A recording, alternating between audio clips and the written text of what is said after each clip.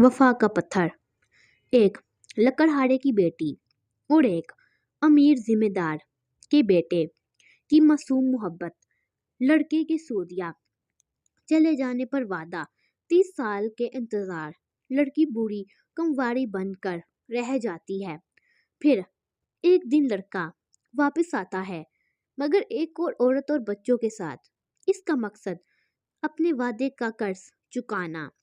असल राज क्या है पर्दे के पीछे? एक मामूली उस्तानी अचानक एक परसे का पैकेट पाती है जिस पर इसके वालिद का नाम है, जो इसकी पैदाइश से पहले वफात पा गए थे। पैकेट में एक पुरानी डायरी, एक चाबी और एक अजनबी की तस्वीर है। वो अपनी माँ से पूछती है तो माँ घबरा जाती है। डायरी के राज खुलते ही इसकी पहचान, इसके वालिद का असल रिश्ता और एक भूले हुए वादे की दास्तान सामने आती है जिसने 3 जिंदगियां बर्बाद कर दी। एक ईमानदार पुलिस अफसर एक बड़े मुजरिम को पकड़ता है। अदालत में मुजरिम इसे लकारता है, तुम्हारा अपना घर झूठ पर बना है। तहकीक करने पर पता चलता है कि इसके प्यारे दादा, जिन्हें वो इज्जत की नज़र से देखता था, तकसीम के वक्त एक साथी को धोखा देकर ज़मीन हथियार बैठे थे। इस धोखे का शिकार होने वाले ख़ानदान का आखिरी फर्द अभी जिंदा है। दादा की इज्जत बचानी है या मजलूम का हक दिलवाना है? खामोश गवाह। एक बहरी और गूंगी लड़की जो होंठ पकड़कर सबकी बात समझ लेती है। वो अपने मोहल्ले के एक मोहतरम बुजुर्ग की मौत का गवाह बन जाती है, जिसे हादसा बताया जाता है। इसने अपने होंठ पर कर जान लिया कि ये कत्ल है और कातिल वही है जिसे पूरा मोहल्ला मासूम समझता है। लेकिन बगैर आवाज़ के, बगैर बोलने के, वो कैसे हकीकत बता सकती है? और अगर बताइएगी तो कौन इस पर यकीन करेगा? रुखसत का खत। शादी के 5 साल बाद एक खातून को अपने शोहर की जानिब से तलाक का नोटिस मिलता है। दिल टूट जाता है। वो घर छोड़ देती है। 1 साल बाद इत्तेफाक से इसे पता चलता है कि इसका सबक शोहर हस्पताल में मौत के किनारे है। मिलने जाए तो पता चलता है कि इसने जानबूझकर तलाक दी थी। इसे एक लाइलाज बीमारी थी और वो नहीं चाहता था कि इसकी बीवी इसकी तीमारदारी करते करते अपनी जवानी बर्बाद करे। इसने तन्हाई और बीमारी के साथ आखिरी सांस तक लड़ने को तरजीह दी। वो जो बच गया। 1947 के फसादात में एक हिंदू लड़के की जान बचाने वाला एक मुसलमान बुजुर्ग ने इसे अपने बेटे की तरह पाला, मगर एक रात लड़का गायब हो गया। 70 साल बाद एक बूढ़ा शख्स जो अब एक कामयाब कारोबारी है इस गांव लौटता है। वो बुजुर्ग का घर ढूंढता है जो अब खंडर बन चुका है। वो बुजुर्ग की कब्र पर खड़ा होकर अपना राज बताता है।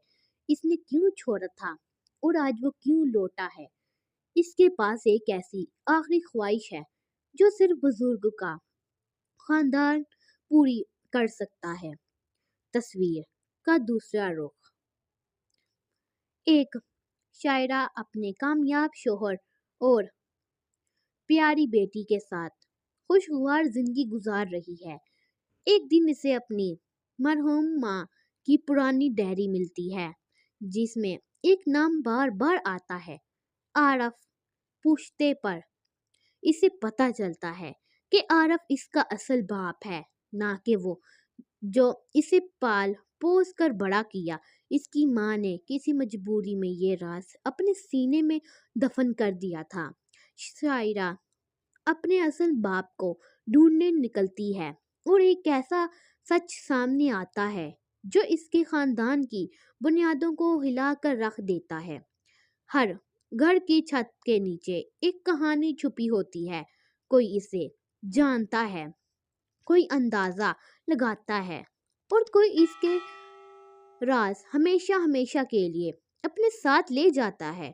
आज की कहानी भी ऐसे ही एक राज से शुरू होती है जो एक डब्बे में बंद था। खामोश गवाह। जाहिरा की दुनिया बे आवाज थी। पैदाइश से ही वो ना बोल सकती थी, ना सुन सकती थी, मगर कुदरत ने इसे एक अनोखी सलाहियत दे रखी थी। वो होंठ पढ़ लेती थी। जैसे हम अल्फाज पढ़ते हैं, वैसे वो होंठों की हरकत से बात समझ लेती। ये सलाहियत इसके लिए खिड़की का काम करती, जिससे वो दूसरों की आवाज़ों वाली दुनिया में झांक सकती। इसका घर एक पुराने प्यार बड़े मोहल्ले में था। सब इससे मोहब्बत करते, इसकी माँ की तरह ख्याल रखते। मोहल्ले के सबसे मिजाज बुजुर्ग थे हाजी साहब। हर जुमेरात को इनके घर हलवा पूरी तकसीम होती। हर मुश्किल में वही सबसे के काम आते। जाहिरा इनसे बेहद प्यार करती थी, क्योंकि हाजी साहब हमेशा आहिस्ता और साफ होंठ हिला कर बात करते ताकि वो पढ़ सके। एक जुमेरात की शाम जाहिरा अपनी छत पर कपड़े सुखा रही थी। सामने हाजी साहब की बैल्कनी नजर आ रही थी। वो अपने पोते नदीम के साथ किसी परजोश बहस में मसरूफ थे। नदीम मोहल्ले का एक चिड़चिड़ा बेकार नौजवान था, जिसे हाजी साहिब अक्सर डांटते रहते थे। जाहिरा ने गौर से देखा। नदीम के होंठ तेजी से हरकत कर रहे थे। आपने वो जमीन की दस्तावेज कहाँ छुपाई है? मुझे चाहिए वो। हाजी साहब के होंठ सख्त थे। नहीं, ये जमीन हमारे खानदान की नहीं, ये यतीम खाने की है। तुम इसे बेच नहीं सकते। नदीम का चेहरा गुस्से से सुर्ख हो गया। इसके होंठों ने एक ऐसा जुमला कहा जिसे पढ़कर जाहिरा का खून खुश्क हो गया। अगर आपने दस्तावेज ना दी तो मैं आपको खत्म कर दूंगा। जाहिरा का दिल धक से रह गया। इसने हाजी साहब की तरफ देखा। इनके चेहरे पर ना डर था, ना गुस्सा, सिर्फ एक गहरा दुख था। उन्होंने एक लफ्ज कहा, जा। नदीम गुस्से से बाहर निकल गया। जाहिरा ने सोचा कि फौरन नीचे जाकर किसी को बताए, लेकिन वो क्या बताती? वो तो सुन नहीं सकती, बोल नहीं सकती। लोग कहेंगे बच्ची है, खामोश है, कुछ गलत समझ रही होगी। और नदीम मोहल्ले का लड़का था, कोई अजनबी तो नहीं था। रात गए। एक चलती हुई सीटी की आवाज ने मोहल्ले को हिला कर रख दिया। हाजी साहब ने बैल्कनी से इनका बेजान जिस्म नीचे पड़ा था। पुलिस ने आकर रिपोर्ट दर्ज की। मेमर शख्स पैसल कर गिरे, हादसाती मौत। सब रो रहे थे, मगर जाहिरा के आंसू नहीं थे। इसकी आंखों में डर था। इसने कत्ल देखा था और कातिल अब सबको तसल्ली दे रहा था। नदीम आंखें सुर्ख किए सबसे मिल रहा था। लोग इसे गले लगा रहे थे। सब्र करो बेटा, तुम्हारे दादा नेक आदमी हैं थे। जायरा अंदर ही अंदर टूट रही थी। इसका जमीर इसे खा रहा था। इसने अपनी माँ के मोबाइल से एक पैगाम टाइप किया। हाजी साहिब को नदीम ने मारा। मैंने देखा। माँ ने फोन छीन लिया और डांटा। जायरा, ये सब क्या कर रही हो? ऐसी बातों से बच्चों का नाम खराब होता है। तुमने गलत देखा होगा। जायरा मायूस हो गई। इसका सच, इसने अपने घर में भी पनाह मांगने वाला कोई ना था। फिर इसे एक ख्याल आया। स्कूल में वो कुछ अशारों की जुबान सीख रही थी। इसने हाजी साहब के जनाजे वाले दिन कागज में और पेन लिया। जनाजे के बाद जब सब जमा थे, जायरा सामने आई। इसने एक बड़ा सा पोस्टर उठाया हुआ था, जिस पर इसने इशारों की जुबान में बनाए गए खाके बनाए थे, एक बूढ़ा आदमी, एक नौजवान और जमीन के कागज। फिर इसने उंगली से नदीम की तरफ इशारा किया और अपना गला दबाते हुए एक ड्रामाई एक्शन किया। खामोशी छा गई। सब हैरान थे। नदीम का चेहरा सफेद पड़ गया। वो चिल्लाया, ये गूंगी बच्ची झूठ बोल रही है, ये पागल है। लेकिन हाजी साहब की एक पुरानी दोस्त, एक रिटायर्ड जज साहिब आगे बढ़े। उन्होंने ज़ाहिरा के हाथ से पोस्टर लिया और गौर से देखा।